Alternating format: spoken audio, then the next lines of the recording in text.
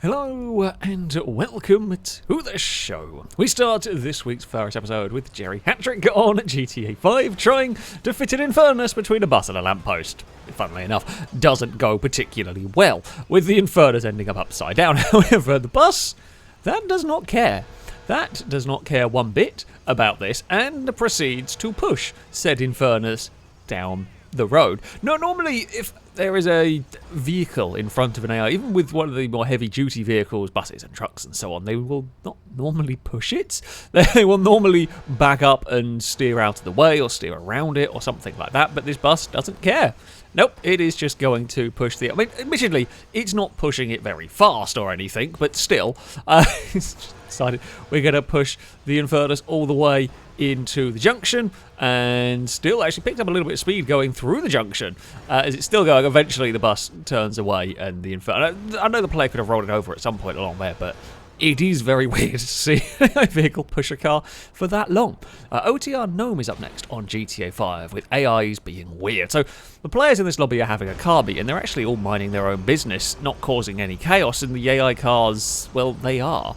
Players had nothing to do with the fallen over scenery. There's cars upside down, when this one here just drove through and pushed it out of the way. In fact, players were trying to clear cars out of the way. Here is a Mini that has decided it's just going to drive over a lamppost and into a building. That... Just turns out you put enough players together, and even though they can have nothing to do with the actual road, the AI still cause problems. Up next, we have Juicy Spices on Forza Horizon 5. Now, they are running in a multiplayer race. So they're going to have an accident of which nothing is their fault, pretty much. Up ahead, an Alpine and a Ferrari get together. The Mini, we're watching, tries to avoid. The Alpine gets fired across, continues to get fired across, puts the Mini in the wall. The worst bit of all, though, is that the Mini misses the checkpoint. That is some of the worst. I think there might have been a little bit of lag between the Mini and Alpine's collision. However, still, that's not good. FailRace thrown up next on Bus Sim I've never played this game. Has got into a bus, is going to go to drive and do some bus driving. You know the name of the game. An AI bus up ahead decides it doesn't really know how to drive, sets off immediately. It's up on the footpath, and we are going to drive through some people, and then straight into a lamppost. That's it. I mean, yeah, that's not great. That's not great going. Rock Tuner up next on Wreckfest. Is that the very start of the race? Is it the Hopper this thing's called, or is that the Beam one? I can't remember. It's or is it Trooper? It might be the thing. Either way, the Jeep gets scooped up by a speed demon, and it's just going to be a car hat. And the driver is very much a passenger at this point. None of the wheels are on the ground. It does eventually slide off, but yeah, not the best of starts for that. Danger Man is up next on Grid Legends, racing in some pickups and goes for... I mean, it's quite a big dive at turn 2 here, although not ridiculous. And the AI is not best pleased about said manoeuvre. There was kind of a gap. It was fairly okay pass. Now, as I said, the AI, they were not impressed by this and decide they must get revenge on the player car, so next lap, slipstreaming along behind, go to try and wipe them out. However, karma bites them immediately, as soon as they make contact, their engine explodes. That is definitely some karma. That is full karma right there. Calvin Toller up next on F1 Manager. So this is a restart after a safety car. Leclerc leads Verstappen and everything's going all right at the front. Things further back have got very confused. This is...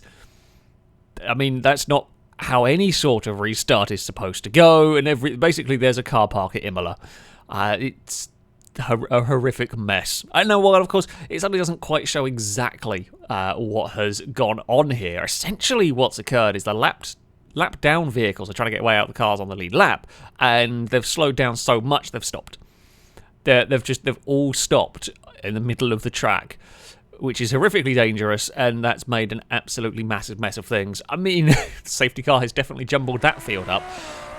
We move on to Beam for our next clip from Douglas, running at very, very high speed. Now, we all know what happens. High speed in this game often leads to a monstrous crash, and sure enough, the Scintilla goes for a huge shunt. However, it's the landing that's the most impressive bit. Not only is the car torn in half, but it manages to balance pretty perfectly on its nose, which is not bad considering its nose is in many pieces strewn across the countryside. I mean, everything is bent and buckled, and that somehow is still parked on its nose. Two-stroke for me is up next on Assetto Corsa. Racing around Spa with some wonderful cars. What is these? Classic GT1 sort of vehicles. I saw a list of Storm as well, which makes me excited. Either way, the Viper gets connected, hits a wall, and is off. And is off at astronomical speeds here. So the initial crash is just trying to fit too many vehicles into a small piece of tarmac. Okay, that happens. The initial crash actually makes some vague sense. However, when the Viper hits the wall, that's it. Now, okay, I'm sure there's some needs to do with the cars being mods, etc. However, this might actually be a new speed record for a FailRace episode. So, yeah, we're coming along. Ferrari and Lamborghini get together. It kind of comes together to spin the Viper. It hits the wall, and as it launches, I freeze-framed it at the fastest point. It is at 11,880 kilometers an hour, which is about 7,800 miles an hour when converted. Which, outside of Kerbal Space Program crashes, that might be the highest speed we've ever had in a FailRace video. And finally, we have Baja Summit. Here's a real-life clip with them trying to do some rock crawling here, or some off-roading, etc. And, I mean, we always love a good roll here, and when it comes to off-roading-y stuff, well, sometimes they're very, very, very low-speedy rolls. We've gone from the fastest vehicle we've ever had in a FailRace episode to one of the slowest rolls, I mean, that you can really do. Although, of course, real life, you're going to be a bit more sensible with your off-roading, and yeah, off-roading rolls do tend to be quite slow. Still, there we go. That is going to be it for this episode. As ever, if you have clips you'd like to submit to this series, you can via a Google form. There'll be a link to it in the description. All the rules and how it works can be found on there. That, though, is going to be it from me. Thank you all very much for watching. And until next time, goodbye.